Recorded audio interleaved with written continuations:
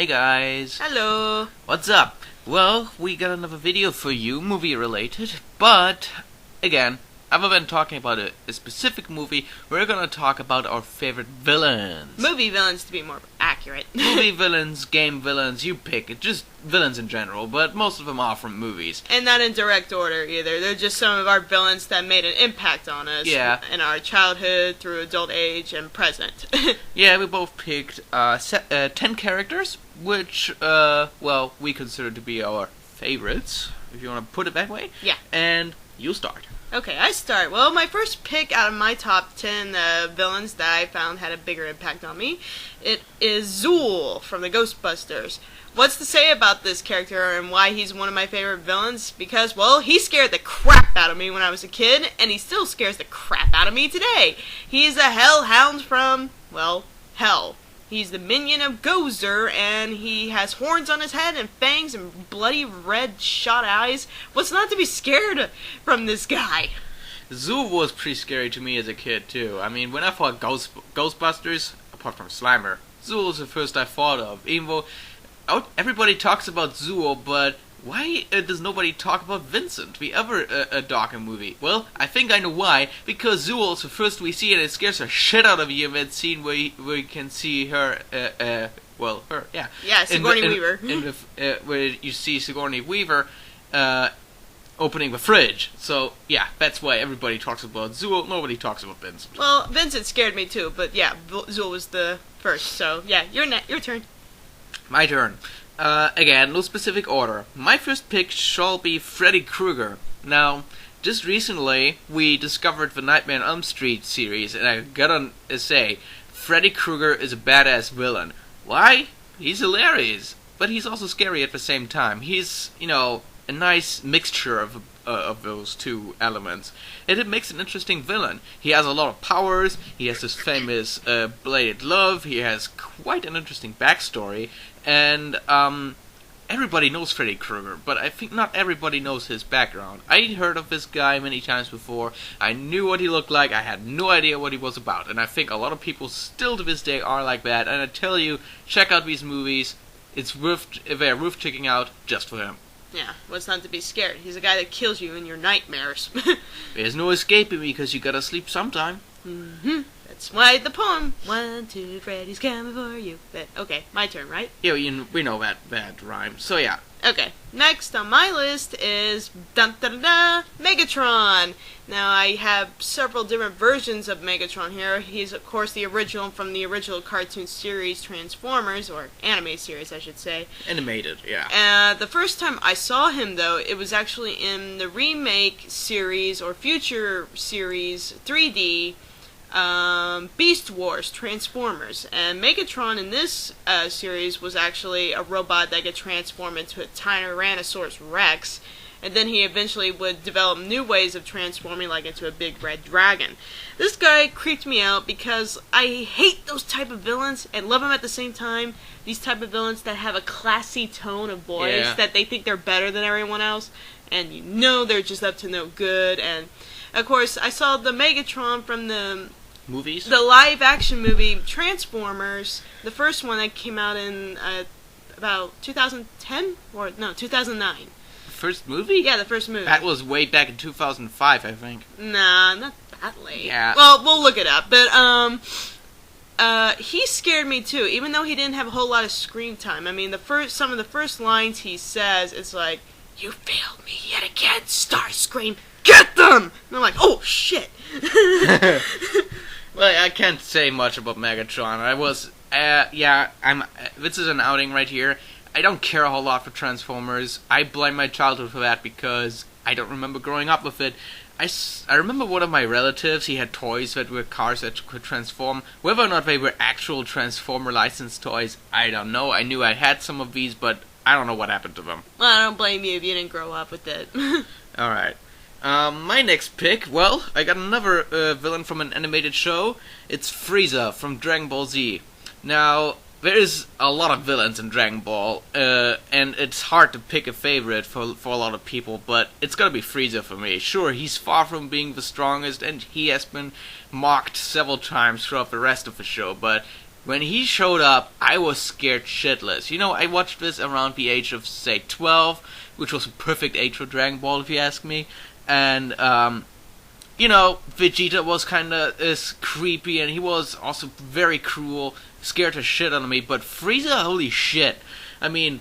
He's a cold-hearted bastard. You mean in his base form? He's like this little guy with horns, wears an armor and all, but he doesn't look that threatening. He's always flying around in that hover chair of his. You wouldn't think he's that powerful. All he does all the time is barking orders. But you disobey him, he's gonna kill you with a twitch of a finger. That's how powerful he is. And guess what? He transforms, which is very cool because I love the diversity of his forms. There's the second one where he's like all bulky, very big. His horns kind of remind me of that of a devil, which is really what he is. He is as cool.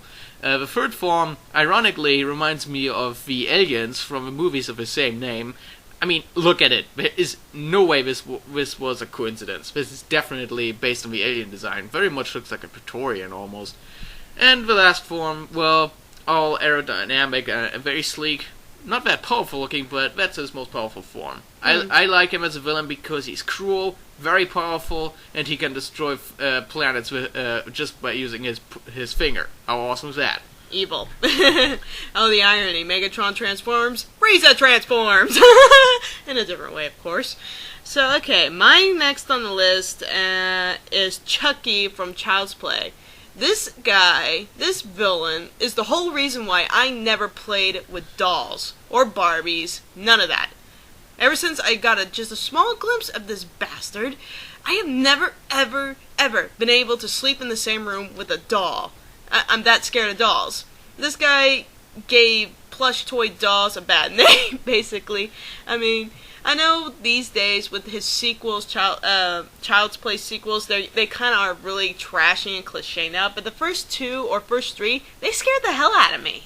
I believe that. I mean, I didn't see him, but I see why a kid would be terrified beyond reason because of that movie, yeah. It's a doll carrying a knife. It's like Jason in a plush dolly cute form. You wouldn't expect a doll to kill you, but yeah, this thing does. As an adult, when you watch these movies, you're probably gonna, you probably won't be as scared. But it also has a lot of entertainment factor, I think, from what I've seen. Nah, I kind of disagree. I think it affected me so much in my childhood that I can't really watch the first three. I'm saying, as an adult, if he would see him as an adult first, I think he would experience them very differently. Man, to each his own. To each his own. My next villain has a very short name. Actually, it's the shortest name you will ever find. Q, from Star Trek. Letter Q. He's seen mostly on The Next Generation, but he also made guest appearances on Star Trek Deep Space Nine and Voyager. Now, what is Q about? He's basically God. At least that's how powerful he is. Q is an all-powerful being that, he is interested in humans because, he's curious. You know, when you're a god, you've seen all the universe, you've lived forever. If there's something new to see, you always get interested. And he really he studies humans, he plays with them, and, the crew of the Enterprise has a lot of encounters with them. And sometimes they're comedic, but the first time he's around, he is really threatening. He's one of those villains that have a comedic side, similar to Freddy Krueger, but deep down, they are bad people. And Q is no exception. He can do anything, and he's responsible for many of the major events on the Star Trek show, which I'm sure all the fans out there will know what I'm talking about.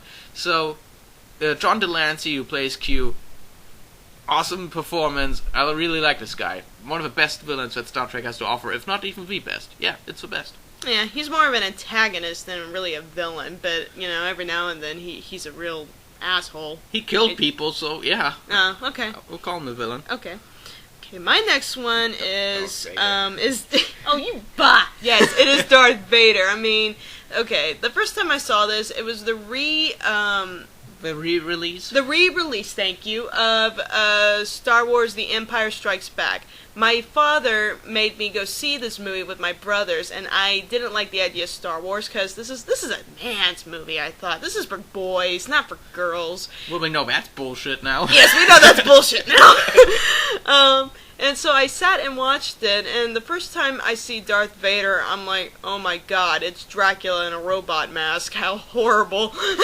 I was scared, and when he spoke, it was terrifying. When his lightsaber came out, I was scared. The fact that he was just very persistent in hunting down Luke Skywalker and his friends. Scared the living shit out of me. There's nowhere you can hide from this guy.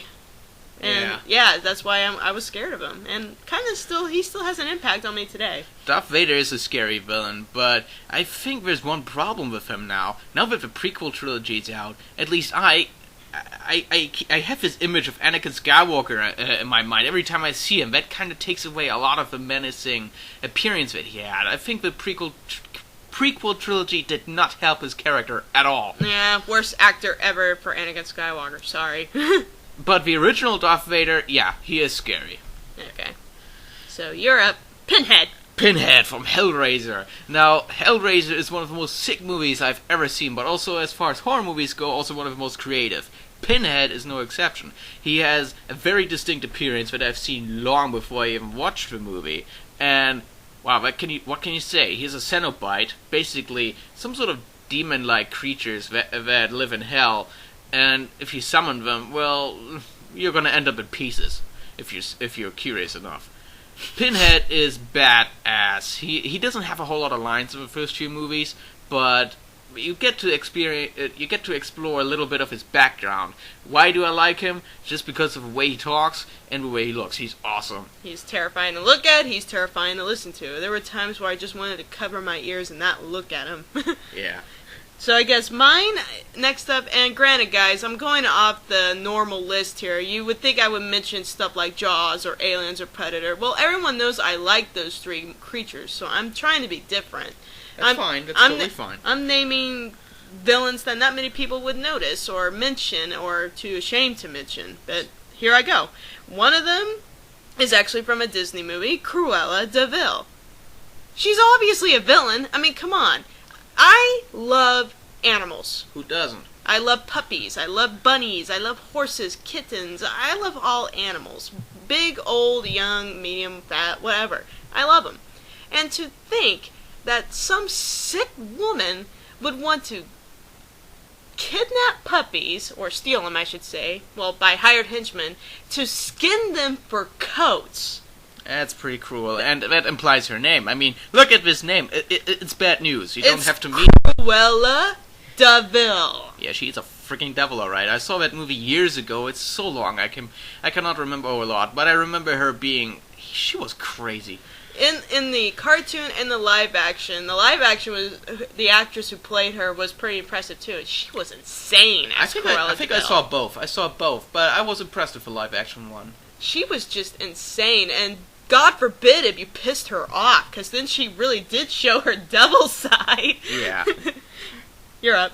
Oh well, we're going back to Star Wars again. Now, she already mentioned Darth Vader as being her favorite villain. Now, I gotta say, someone who terrified me even more, the Emperor, Palpatine. He was scary. Now, the first time you really get to see him is in Episode 6, where he does have a brief appearance in The Empire Strikes Back. This guy was so menacing, and every time he was on screen, we had this scary-ass background music that haunts me all the way to this day. Just the scene where he sits in his throne room on the second Death Star. That's just, I mean, wow. Darth Vader says that the Emperor is less forgiving than he is. When you hear that, you know it's bad news. And I was scared of this guy. Really scared. I guess it would make sense to be more scared of him if he's more serious than Vader, but the fact is, I saw Vader first, I didn't see as much of Palpatine, so there we go. I did see Vader first, but it's just that this guy, for some reason, terrified me much more than Vader did. I mean, Vader was scary, but seeing him bow down to his master, I was like, oh god, this is some serious shit. Yeah. So yeah, okay. You're up. Okay, fair enough. Okay, another one. This villain I'm scared of just for the fact that it's based off a true American legend, the Headless Horseman. The Headless Horseman story, if anyone doesn't know, it's basically about a school teacher named Ichabod Crane who is very superstitious and has a crush on this girl, and it's kind of in a love battle against one of the locals who's also in love with the same girl. But anyway, his opponent tells the story or legend of the Headless Horseman, and that if you are chased by him, the only way you can escape him is to run across the church bridge and get to the church where it's safe. Well, Legend has it that Ichabod Crane did indeed get chased by the Headless Horseman, and he ran across the bridge. However, the Headless Horseman threw his head at Ichabod Crane, as some would call it a pumpkin, as his head. Yeah. And the next morning, there was no trace of Ichabod Crane, the teacher. Only horse hoof prints and a shattered pumpkin, and that was it. I saw the cartoon version of this, and that was also made by Disney. That was scary enough. But then they made a live-action movie, Tim Burton style, called Sleepy Hollow.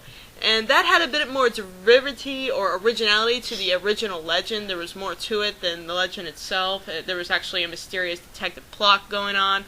And of course, Johnny Depp was playing the professor, who actually is not a professor. He's more like a futuristic detective now. Huh.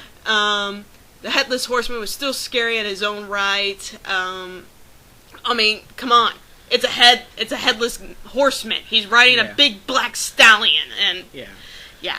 And by the way, for anyone interested, if you want more about this guy, I can wholeheartedly recommend Cinemassacre's documentary called A Trip to Sleepy Hollow. Just go on cinemassacre.com.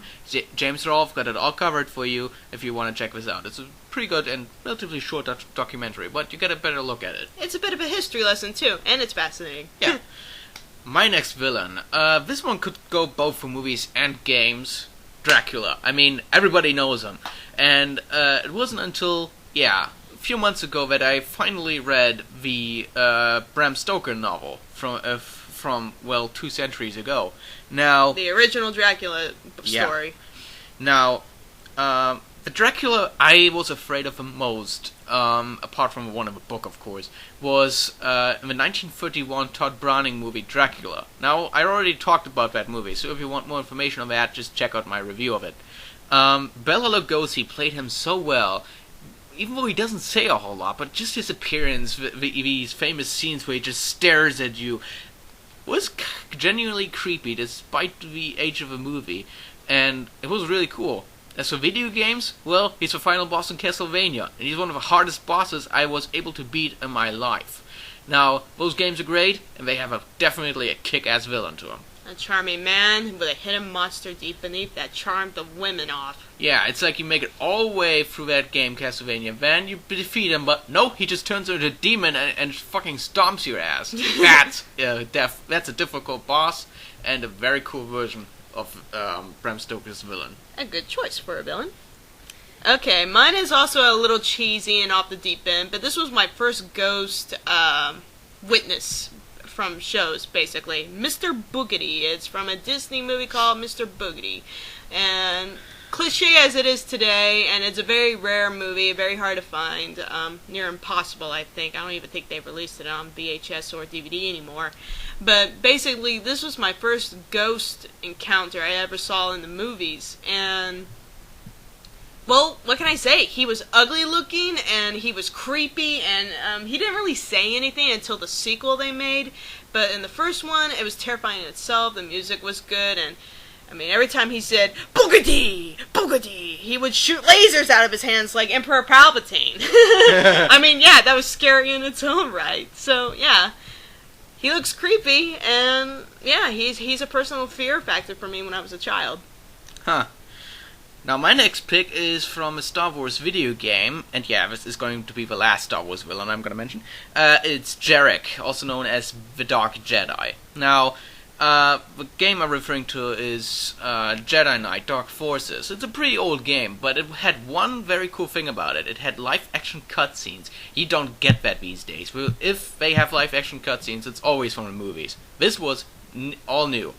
Now, Jarek is basically was one of the highest servants of Emperor Palpatine. That was until he died. And now Jarek is probably one of the most powerful Force users that are still left on the dark side. This guy is blind, but he's still able to see by using the Force. He's also able to read minds, and, well, he also has some very unique and quite destructive Force powers that otherwise you don't see anywhere in the Star Wars universe. At least not as far as I know. And he was just generally creepy. He had this samurai-like appearance to me when I saw him for the first time. He scared the shit out of me. I saw him the first time, my dad played the game, opening cinematic was running, and I was like, "Dad, what are you playing?" And the first thing I see is Jarek decapitating a Jedi with his red lightsaber. You know how fucking scared I was? I was like, okay, I'll come back later. I think that would scare any kid, seeing somebody's head get decapitated. I mean, okay, you didn't see it, but it was implied that he was decapitated. So, yeah, this guy scared me, and I wish I would have seen more of him.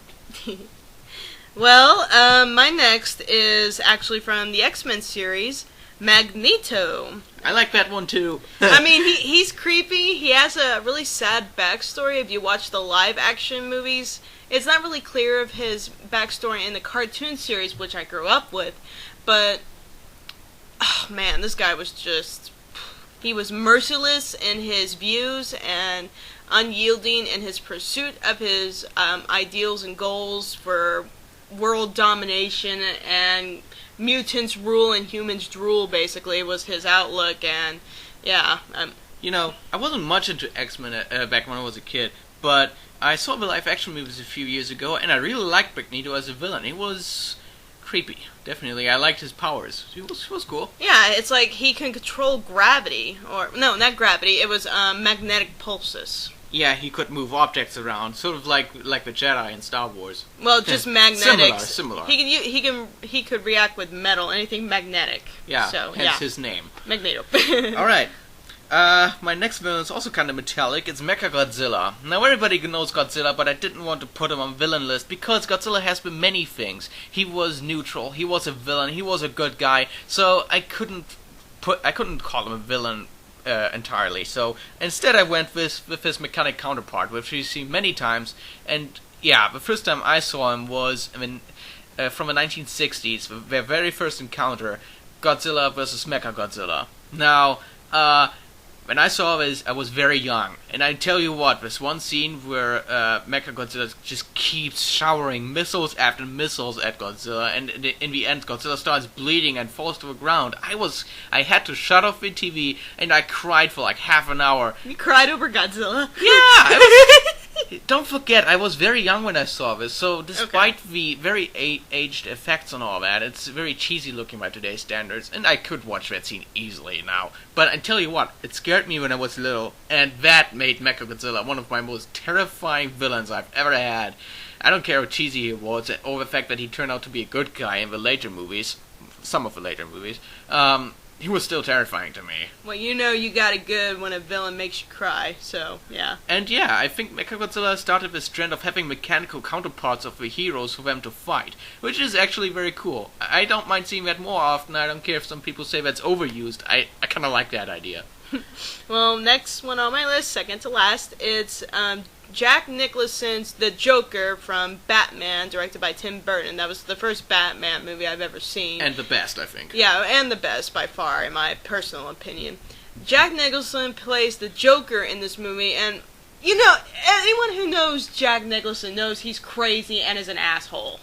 Yeah. No. Well, he nailed the Joker. He was perfect, really. He was crazy, he was insane, and he was ingenious in his methods, too. Now, what you have to know, he is not the Joker right from the start. He becomes the Joker, and from there on, he's just batshit insane. Yeah, it's the very beginning of where the Joker came from. We know right from the start, hey, how did the Joker come to be? Oh, that's how. And oh my god!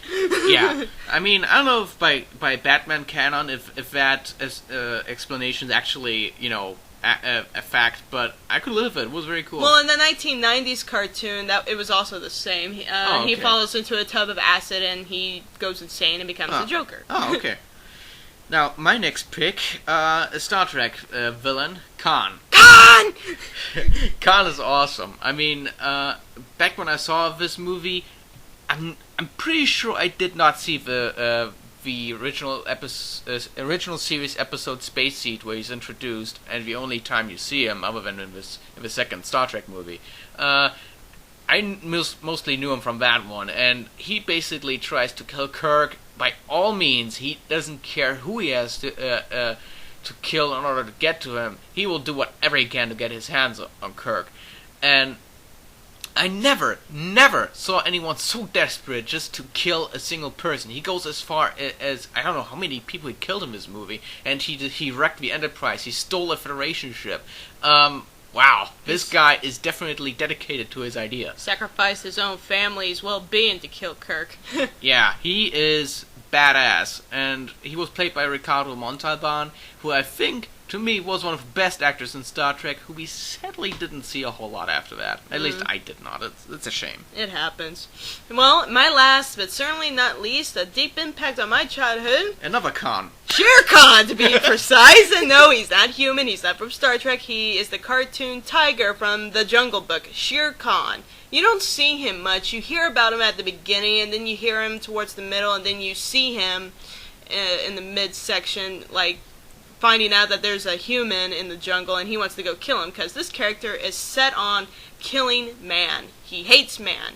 The reason why is because man have guns and create fire, and he just hates that. He doesn't like that men are powerful than he is, and he wants to prove a point by trying to kill the main character, Mowgli, the Jungle Boy. And God, the way this guy talks. I mean, how did it go? It was like, could you possibly not know who I am? Do you know that everyone fears and runs from Shere Khan? And I'm like, I sure as hell would. Alright, last villain, and now, as you might have noticed, at least in my case, pretty much all the villains I picked were either from the 80s or 90s or even earlier. Now, I wanted to have at least one on this list that is from the 2000s. Unfortunately, in my opinion, it is very hard to find an original and really interesting villain in this time. It's very hard. But guess what? I found one from a Disney movie. And it's Davy Jones from Pirates of the Caribbean. Gotta love Disney. Now, I know that, especially the third movie, got a lot of mixed responses from public, which I'm still having to try to understand. But Davy Jones is what saved those movies, those two movies in which he was in, and it's a shame that it ended so fast. Because I thought that, okay, for one thing, his appearance is quite frightening, I have to admit that, and it's great special effects. I know he came out of a computer, but damn, they made him look good. Yeah, I mean, you remember the first line that comes out of his mouth when we are introduced to his character is, "Do you fear death?" Yeah, you know, I thought that Barbossa was badass in the first movie, but now I was like, oh god, give shit. me Barbossa back. Give me Barbossa back, please! I don't want to be killed by the Squid Man! It was really creepy. And yeah, he is in control of a Kraken, my most favorite mythological creature that there is. Now that just made him even more interesting. That creature is a villain in itself, but Davy Jones controls it, so who's more badass, the Kraken or Davy Jones? I like them both. And of course he has a badass ship, the Flying Dutchman. Well, it's just cool. I mean, I really like the Pirates of the Caribbean movies, and he, by far, was the best villain they had. It's almost sad that his story arc ended with the third movie, which I think is why the newest one didn't impress me as much, because I thought Blackbeard couldn't keep up with him. I don't think even Blackbeard could top Barbossa, let alone Davy Jones. I think if they would have used Blackbeard first and then Davy Jones, then it would have been a better curve, villain curve, if you want to call it that. I thought Davy Jones was the best one, and the actor who played him, great performance. Despite the fact that he was mostly CGI, they managed to still get a lot of emotions across. And there's more to Davy Jones' character, but I can't spoil that. I just recommend you, I know these movies can be quite complicated, just watch them. There's a lot to be found out about them. Yep, so I hope y'all enjoyed our list of villains, guys. Yeah, next time will probably be another movie review. It depends. We're going to be very busy for the next few days. Yeah, as odds are, this is probably my last review personally, physically, with Xeno. We might do more when I'm back home in the United States. We'll see. Maybe we can make another one before she leaves, but I can't promise it yet. We'll see. It depends on whether or not we have a good idea. So, adios, guys. See you next time.